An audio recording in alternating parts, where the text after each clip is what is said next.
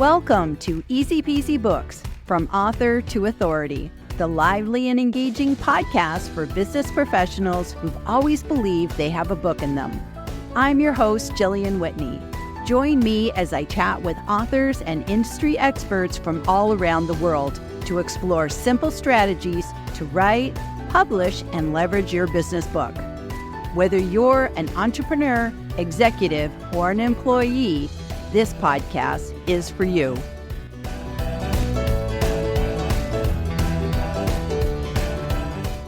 Hey, it's just me today, solo. I have a little bit of a treat for you. So last week, I had Jim Cooper as the guest on my show. And during the podcast, we talked about how we met on Jim's show, the Hydrant podcast.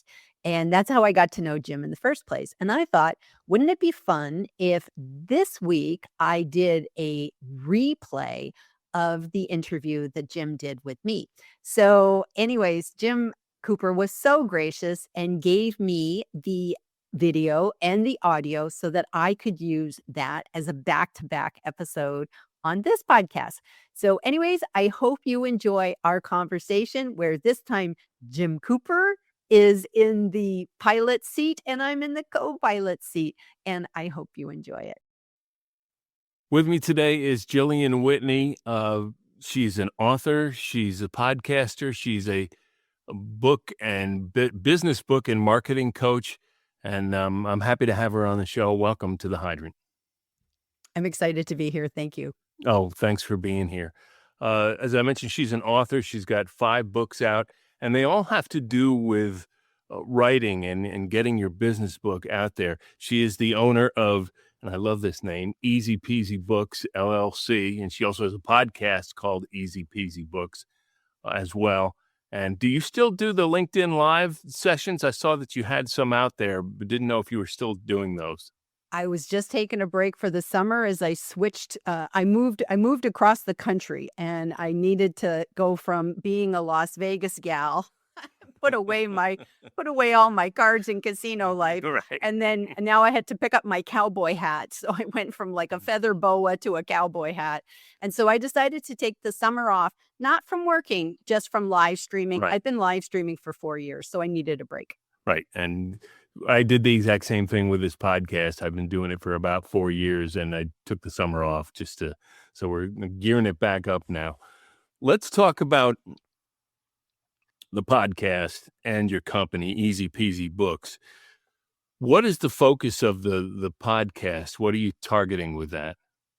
So basically just to have more visibility and get the word out, but also too, I really like to help people. And so every piece of content I make, every interview I do, whether it's a live stream, and I basically take my live streams and turn it into the podcast. So that's how I do that.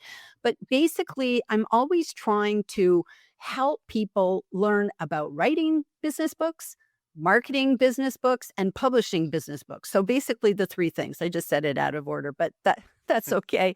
But it's that idea that I know people are struggling out there. I am one of those crazy people that believes that everyone has a book in them. And I know a lot of people, they say, nah, that's not true. I believe we all have insights and stories, and you don't have to be a famous person to do this. We all have learned life lessons. And if we're entrepreneurs, if we're in business, most of us have learned things along the way doing our businesses, and those lessons can be put in a book. So it's my belief that it's kind of hard. It's very hard to write a book. So whatever I can do to make it easier for people, I like to make it easy peasy, as easy as possible. It doesn't have to be complicated.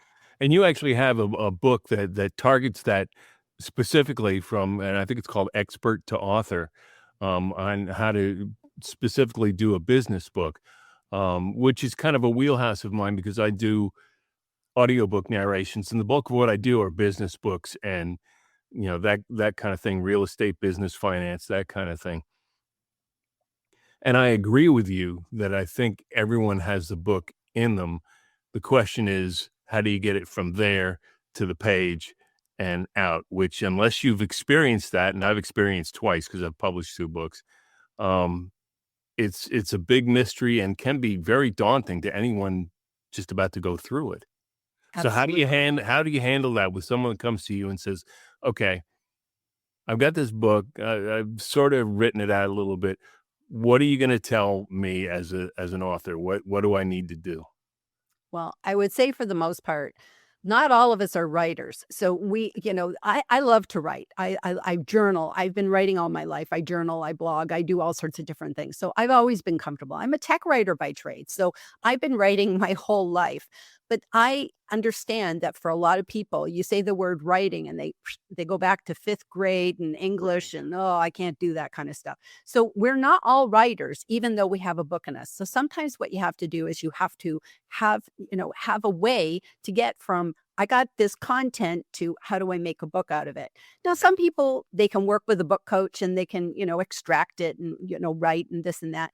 But for other people, they might already be sitting on a gold mine of content today. So they don't necessarily have to start with the blank page up Microsoft Word, you're typing out, I Right. began my journey. You don't always have to do that because if you've been on podcasts, if you've done live streams, if you've written blog articles, these are all it's content. It's content. So all you have to do is look at that and just say, okay, how do I organize this? And so, I think you have to come up with an outline. I think it's very important. You don't want to just throw a bunch of stuff together. But I kind of say, look at it as your goal, your treasure. And then begin to sift through it. Read your blog posts, listen to those old podcasts and all those bits where you go, there's some common themes. I'm always talking about sales and I'm talking about how you have to, have more networking in order to be good at sales. And I said that in this live and I said that in that podcast. And then you'll start to see how they can all come together. So that's essentially what I say is repurpose your existing content, Mhm. especially because it's probably in your natural voice as opposed to if we start writing, like I can just write in my natural voice, but a lot of people, that teacher is in their head and they start writing very stiff and formal. Podcasts, that's just us. I don't have notes here. I don't have a Right. teleprompter. It's my brain just coming out. And one of the books you were, co-authored had to do with, Your Voice Matters, and talk a little bit more about that because you just mentioned voice to someone who may not know what that means, because you definitely have a writing voice that you develop, and how do you tell people to develop that voice or what to look for? Oh, that's a tricky question. And I think if I'll talk about the book in a second, but I think because I come from a Toastmasters background, Mm, I've always found that you do begin to know what's your unique voice when you're talking with people. It's mine is actually very conversational. And I was actually on a summit yesterday and somebody was talking about AI and you literally could take some of your podcast interviews, transcripts, and feed it into AI and say, help me figure out what my voice is. And you can do that kind of thing. You can, and I always kind of think of myself as like an Oprah Winfrey. I feel that, when I do interviews, I listen to people I'm not used to being the guest, I'm usually the host, but I listen to my guest and I don't just show up with a slate of questions like a job interview. I listen to what they say because that might take me to another thing. It becomes a conversation. So right. that's been very important to me in my writing style is to have that conversational voice and that friendly voice. And I always want you to think that maybe I'm a mentor. I can kind of nudge you along. I want to be your Glinda in The Wizard of Oz, kind of whispering, you'll get to Oz. It's an interesting, image. Okay, fine. So when I did that book, and this is it here, your voice matters. When I did this book, I was a co-author, and it's the first time I ever had the experience of being a co-author. And that's a very interesting thing because now all of a sudden you have two voices in a book. And my Yes, yes. co-author is Estonian. And so she was living in Belgium at the time. We were both at a conference And we were meeting on Zoom. We're best friends. We were preparing for this conference. We had this amazing experience. We were both picked to go to the same conference. And it was the first time we got to meet in person. So we were like, how did this happen? This is amazing. And we recorded our Zoom sessions as we were, you just stick on record. Who knows? Wonderful thing can Right. happen. And then after the conference, we kinda said, "Well, we should debrief." So, she went back to Belgium and I was in the UK, and we kept meeting on Zoom and we debriefed, and then we just said, "I think there's a book in this." And that's the magical question. If you are ever in a conversation with somebody, your mother, your spouse, who knows, whatever, a stranger at the airport, and you say, "I think there's a book in this," it means you've learned something, some sort of kitchen table wisdom that you feel if somebody else had this, they could kind of circumvent the process. They wouldn't have to go through all we went through. And we were absolutely honest. We just documented how do you prepare for an international conference? Because maybe there's somebody else who says, well, I wouldn't mind reading this book on the way to my conference in Dallas because it might help me. Right. Right, and I had the very similar experience with the last book I wrote, which was a nonfiction piece, is that, you pull from your experiences and and what I wanted to do was create a book that would be helpful to other people. So it's like and I had that same epiphany is like, there's a book in here somewhere, and it took me 7 or 8 drafts to find the right format and the right approach to it, but when you have that thought in your head of like, there's a book in this, grab onto it and run with it because you got to listen to that inner voice because it's telling you something and you better move with it as well. I love You've mentioned this and well, before I go to there, let me go to this. You are a huge proponent of video marketing. Mm. Um, and while there is a lot of video marketing out there, it still seems to be something that people don't grasp onto in order to promote themselves very well. How would you tell someone who's maybe not a techno person, okay, you got to start doing some video marketing. What would you tell them to do? Would you tell them to focus specifically on a book they're trying to push, or would it be more put yourself out there and talk about you and some of the things you've seen or like or dislike? How would you approach that with someone? Well, I think it's great. It's a great way to promote your book, but not in a buy my book, buy my book, buy my book, Right. because nobody wants to hear that. And the hardest thing with video is getting over yourself because I think so many of us are like, oh, I'm not pretty enough, or I'm too old, or I got wrinkles, or I don't like the way I look, I don't like the way I sound. It's all about me, me, me. I don't like this, I don't like that. And that's what holds us back from video. And when we can actually, and again, I'll go back to my Toastmasters experience that I remember when I was being nervous, giving speeches in the beginning, and they said, stop thinking about yourself and start thinking about the audience. You're being very selfish, Right. getting into your own fears and head. And they said, you have to realize your speech is a gift to everybody listening out there. So you should be figuring out, am I making eye contact? Am I pausing? Really say, how can I give the best speech to them? And the same is with when you're doing video. So the same thing. Now, I actually learned something along my video journey is that it's a lot easier to go live than to record a video. Because when you do a video and you pick up your phone and you're yapping into the phone, then you just go, well, that wasn't perfect. So I'll do it again and Right. again and again. And the next thing you know, you have 10 copies of the video. You don't like any of them. Sometimes you're just getting like an ear because you've moved your phone or something like that. It's like So trying to edit your first draft. It's like trying to edit your first draft. No, you just get it down there and don't worry about, all the other things that you can clean up later. absolutely. So I think you're better off to go live. That's why I've been going live for 4 years. I think it's better off you just go live. You know that the audience is going to forgive you. I did a live a couple of months ago, and it was just before I was taking a break. And I went, boy, if this is not an indication I need to take a break. I did not have the sound on. Somehow my mic, I must have hit it with my elbow or something. And I did about 10 minutes into this live and no one could hear me. And everyone was typing in the comments, "We can't hear you." Somebody tried to phone me and I'm like, "Why is somebody phoning me in the middle? I have it on do not disturb. Why is it doing this thing?" And then finally, all of a sudden, I got it. And then I was just like, and I had to just stop and tell everybody, wow, and I realized I can't go edit.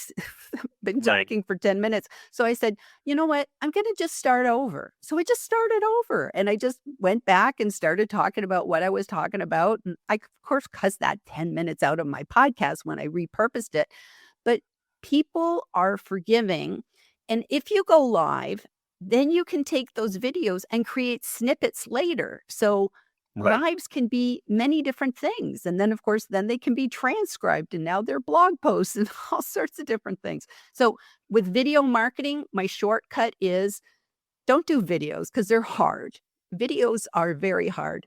Go live and then cut it into snippets. So, Right. it's much easier way to do marketing, and like you said, you can talk about your book, but talk about your book in a way that is serves the listener, serves the audience. So you might say, "Hey, these are 3 tips in my book that if you just Right. listen to these tips, you'd find value." Talk about Hey, the topic, not how to buy the book, but talk about the topic and what you learned from it. yeah.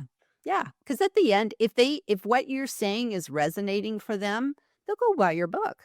You don't have Right. to ask them. You don't need the call to action. You're saying, "Okay, in this book, I talk about this and this, so let me give you a quick takeaway that you can just run with." And if they go, "Well, that's pretty awesome," then they'll go buy the book. And if It's they ki don't, who cares? it's kinda universal. People wanna know what you're going to be able to do for them. What problem are you going to solve for them? Or what information can you give them that they don't have, which is kind of a way to approach sales in just about any walk of life, "How can I solve your problem?" So, no, that's very insightful. I like that. Before we get into some of the bizarre questions, I have to ask you, about 13 years ago, you put together a bucket list of libraries you wanted to visit at some time in your life. I was going through that list, and it's a great list. Have you visited any of them yet, or is that still on your bucket list? Still on my bucket list, and so whenever I go anywhere, I actually stop and, go to the library and I check it out. One of the libraries that, well, actually, the town that I'm living in right now, which is just outside of San Antonio, in this little town here, it has the best library I've ever seen in my life. It's absolutely beautiful. They have outdoor seating on the 2nd floor where you can go and Oh, you go out in the wow. river. There's like a little river out there and trees, and it's just all glass. It's the most beautiful library. But one of my favorite libraries that I visited was actually in Kansas City, Missouri. And outside the library, they have these life-size books Books. on the buildings, and they're all banned books. And, and I don't believe in censorship. I think we should all have that's just me. I just Right. feel that I'm entitled to read whatever I want. So I hate the idea of banned books. But seeing all these books on these buildings like a big bookshelf, it just did something magical to me. I was just like, "Oh my gosh." So, yes, I would love to go to as many libraries as I could in the world if my pocketbook would allow it. I understand that completely, and I've seen the pictures of that library, of those books of the library in Kansas, and it looks amazing. I'd love to see that someday. I've been to the New York Public Library, and that's just an experience in and of itself, And I always think of Ghostbusters, Right, like exactly. the New York Library and the lions coming to life. Right, It's just a great place. but the other one I wanna go to is Library of Congress. Yes, Just yes. from that one crane shot in All the President's Men where it's showing them, going through all the tickets and stuff, and it's just like, yeah, I wanna see that. I wanna be in that room and see how cool Exactly. that is. So And I remember recently I did my first copyright of a book. I've never that was like something I thought, "I think mm, I'm gonna copyright." Didn't copyright all of my books, but I wanted to copyright at least one and see what the process is because I think we're always learning. And afterwards, that's where your book goes. It goes, you have to Yep. mail the book in. And so you just kind of go, because to me, the Library of Congress, that's like, that represents everything to do with education and learning. And I'm not worthy. Like, it's just such an amazing place, the Library of Congress. And to think now that, like, I've got my book there, it's just, That's I cool. that was a dream come true. Yeah, That's you have to cool. pay for it. It's not free. You have to pay for Right. your copyright. But just knowing your book is now part of this collection of, worldly advice. And if I could go to one place, where I'd want to go, doesn't exist anymore, but the Library of Alexandria. When you kind of go back and you read in the past, like Mm. what it would have been like. I'd love to be able, if I could time travel, I'd go back to that library because I just think what that could have represented at that time. Now of course Right. everything is on our phone. Right. This is the library that they didn't even have back then, but Right. that would be fun. Well, that's gonna lead into some of these questions, so that's good. So, anyway, uh, go out to jillianwhitney.com, and you can see the books that she's written. You can also, book some time with her. If you've got a book going and you want some coaching, she's the person to do it. Um, so give her a buzz. Go listen to her podcast, get some of her books, and it should inspire you if you're on that edge of I've got a book in me and want to keep going. This is might be the push and the inspiration you need. So I urge you to do those things. So okay, let's ask you some of these bizarre questions because I never know what's going to happen, and that's the whole fun of it. If you were an ice cream flavor, what would you be? Vanilla. I don't think we've ever had anybody say that before. Really? Yeah. That's because 'cause I'm an introvert. I think an Okay. introvert's like, "I don't wanna be noticed, I just be vanilla." Oh, well, then this next one's not gonna fly well. Then what song should play every time you walk into a room? Ah, that's different. I like Katy Perry's "Roar," and Mm, that is a song that when I need confidence, I go to that because, there's a line that, like, "You held me down, but I got up." I held me down and I got up. So I don't blame anybody in my world for ever doing anything to me. It was what I was doing to myself. Like introverts, we can't right. do this. And so now I've got the eye of the tiger and you're gonna hear me roar. So that's my theme song now. Okay, explain this to me because I don't just because out of my own ignorance, I don't get it. You do all these live things, you do, your live video casts and your podcast and yet you say you're an introvert. How do those 2 go together? 'Cause I have to push myself every single time. So Okay. I'm actually I am an introvert. If you do the 16 personalities, I'm an INFJ. And as an introvert, what that means is doing anything in public absolutely drains me. So it's like when I'm done, I have to go take a nap. Like it absolutely drains me. And going to a party, like, when you do those tests, like, okay, would you rather go to the party or stay home and read the book? I'd rather stay home and read the book. But Okay. I know in order to be an entrepreneur, I can't just sit in my house and read a book. Right. You have to push yourself and you have to get out there. But I know my limits. So it's like I can't do things back to back. I can only go to a party for so Mm, long. I can only do so many events. And then in order to recharge my battery, because introversion and extroversion, it's all about your energy levels. And I don't mean that in a woo-woo way. What I mean is extroverts, when they're with people, it energizes them. But right. introverts, when they're with people, it drains them. And so in order to kind of like put my energy reserves back up again, I have to be alone. And that's why I can write. And that's why I read, because that is what I need to like, okay, I can come out of my room now. And be world. It's so cool that you figured all that out and realized that about yourself. That's Yeah. wonderful. Well, I'm a psych major. So, I think having this Uh-oh. psychology really, really helps you figure out where you fit in. And truly, I highly recommend there's a website called 16personalities.com where you can actually go take a test. It's 100% free. It's a very, very reputable psychological test. It's called Myers-Briggs Oh, personality test. sure, yeah. And you just answer like a series of, multiple choice questions. And at the end, they tell you what you are. And I said I was an INFJ.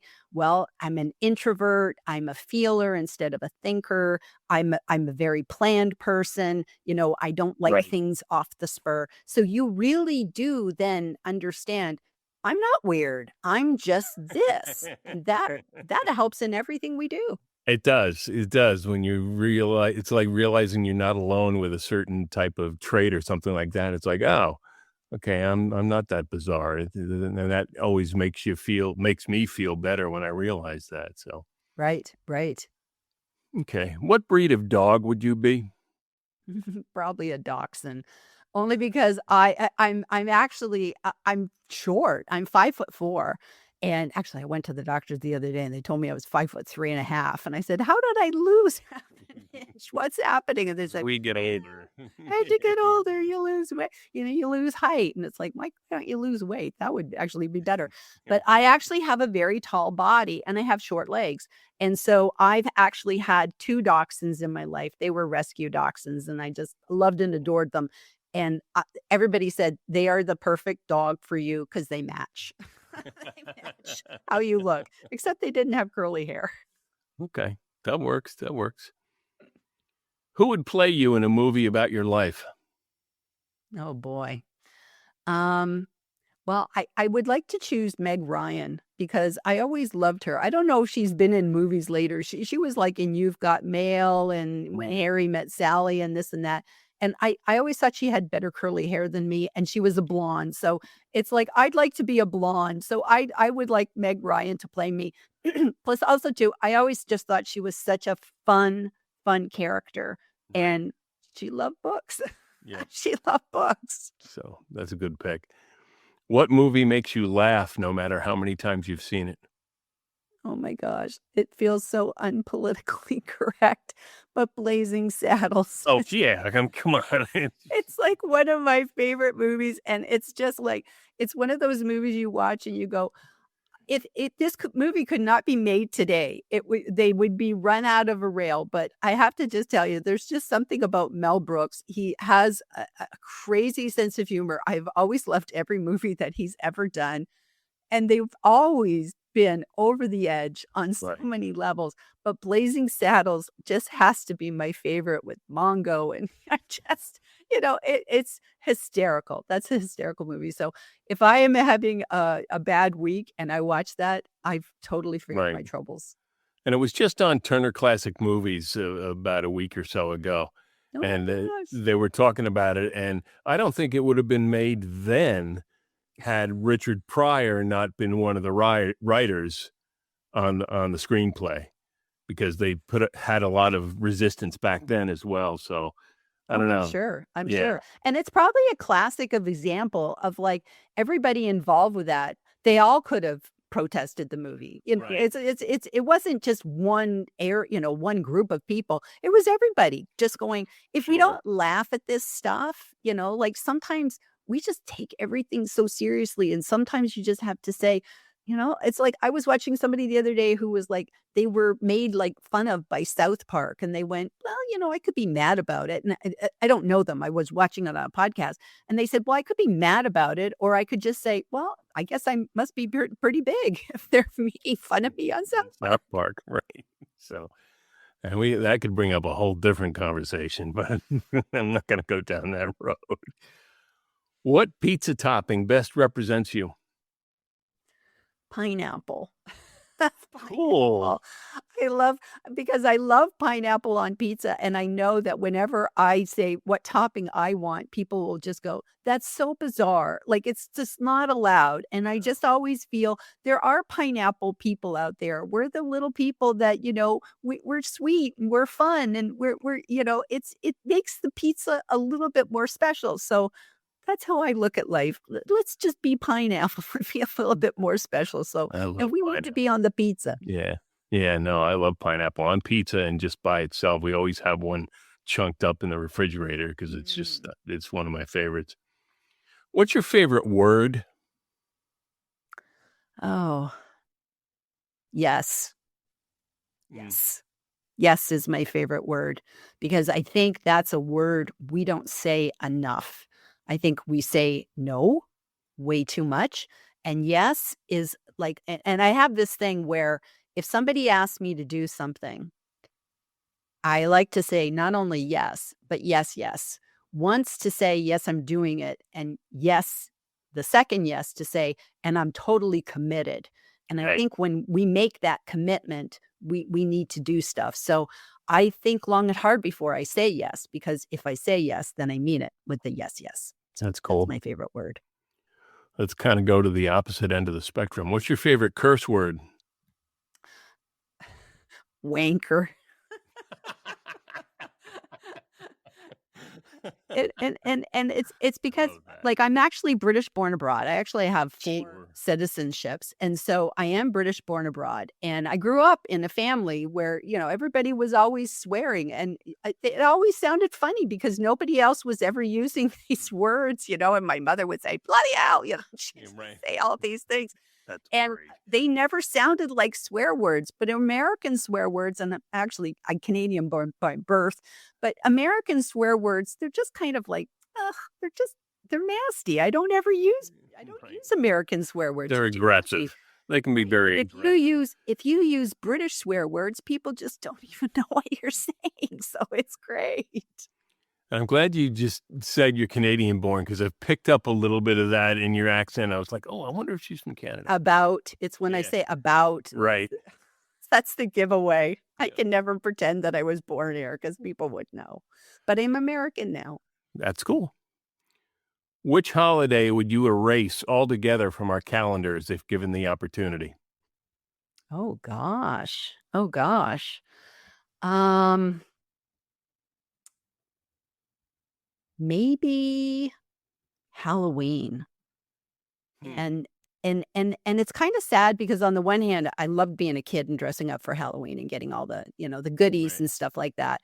But I think that sometimes it feels a little weird with all the this we're embracing death. We're embracing darkness.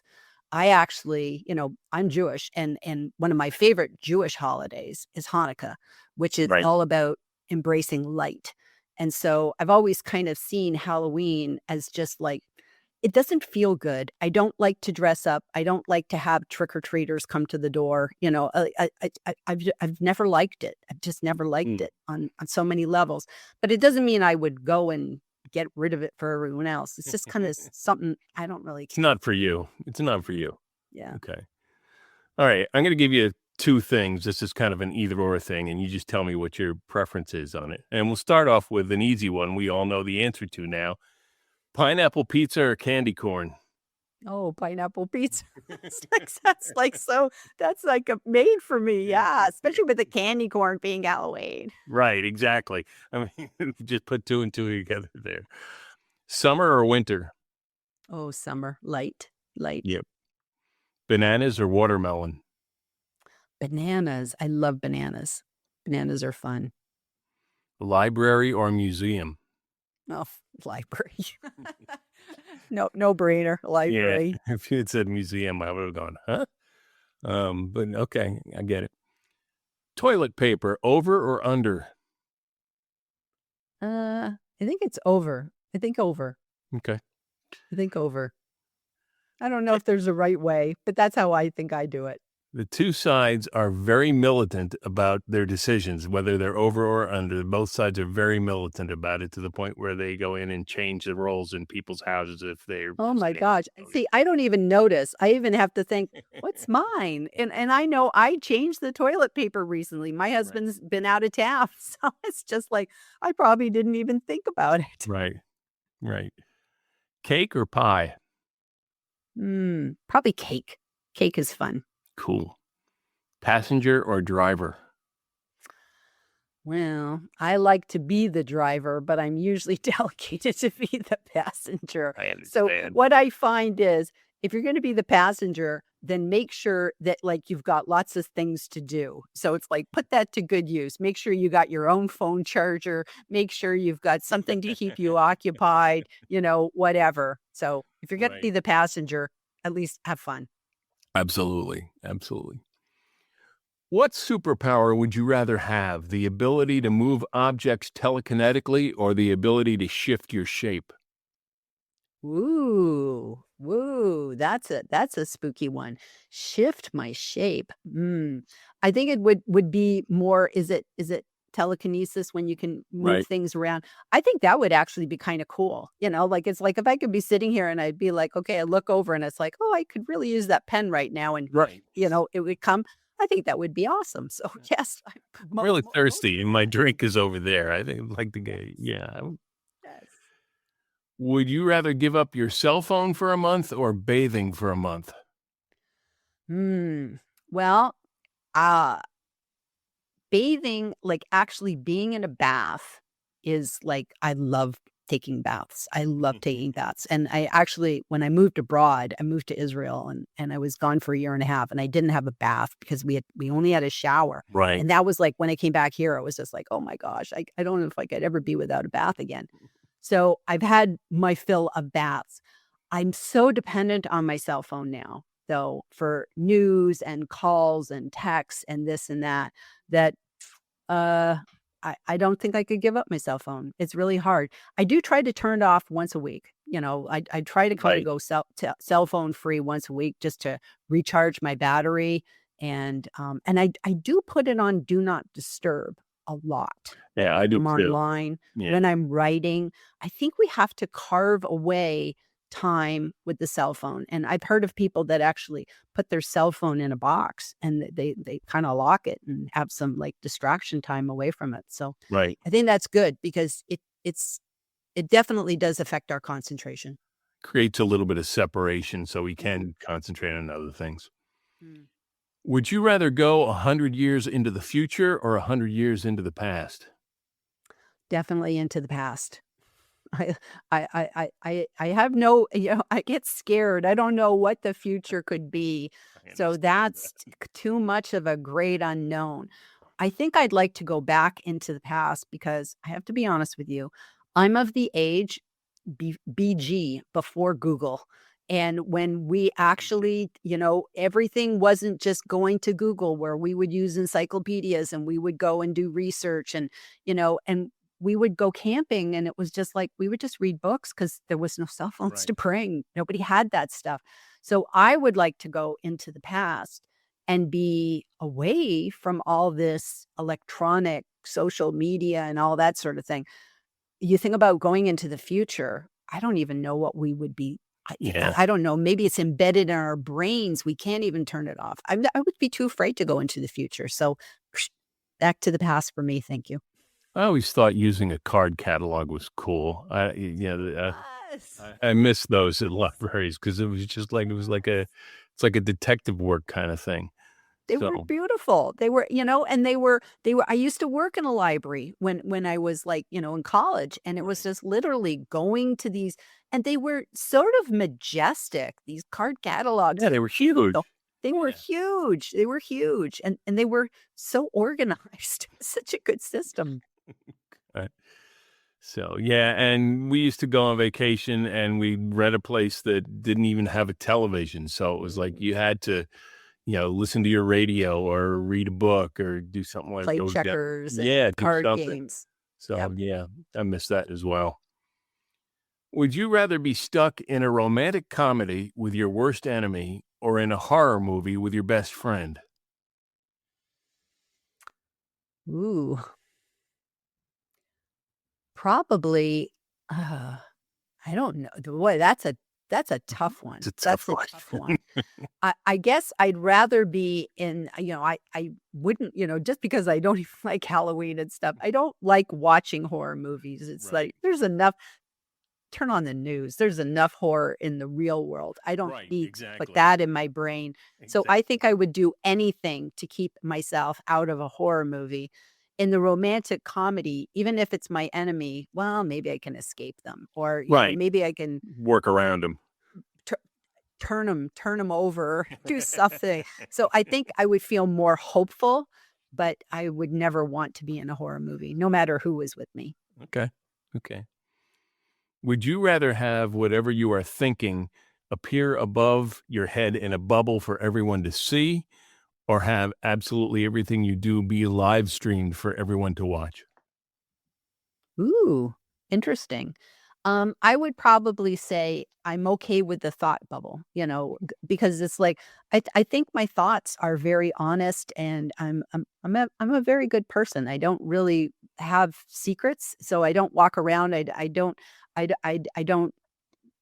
kind of comment. I try not to gossip and all that sort of stuff. So anything that really popped out of my head, people would either think is boring, or they would be just like, that seems like her." Like, it wouldn't be a big deal, but the live streaming your whole life, I don't think I'd like that, because I think there's times where I wanna just wear my hair, up, and, yeah, having a bad hair day, and just being able to sit, wearing comfy clothes. And Right. so that's why I'm not an influencer who's always on their phone, because it's like, I either look good or I don't. Right. So I would not want to be live streamed all the time, because that would just be too much pressure. I get that. Yeah, no, that I wouldn't like that either. Thank you for doing this. I This appreciate is it. so fun. This is Um, so fun. with me today has been Jillian Whitney. I almost said Jillian Anderson. Wow, the X file just kind of creeped up on me there. I love it. Now I'm gonna have to pick her to be me, because we got the same names. She would be my actress. Jillian Whitney, you can go out to her website, which is jillianwhitney.com. If you're into writing or thinking about writing, she's a book coach. She is an author. She has several books out there about the craft of writing and the craft of marketing that writing. And please avail yourself of her services. And again, thank you for doing this. I appreciate it. Thank you so much for being, such a gracious host, and thank you for having me on. It's been so much fun. My pleasure. And thank you for watching and listening. And we'll see you again next time on the Hydrant Podcast. Thank you for tuning in to this edition of Easy Peasy Books, From Author to Authority. If you found value in today's episode, I'd be grateful if you could leave us a review. It helps other aspiring authors discover our podcast. To learn more about writing, publishing, and leveraging your business book, visit my website at easypeasybooks.com.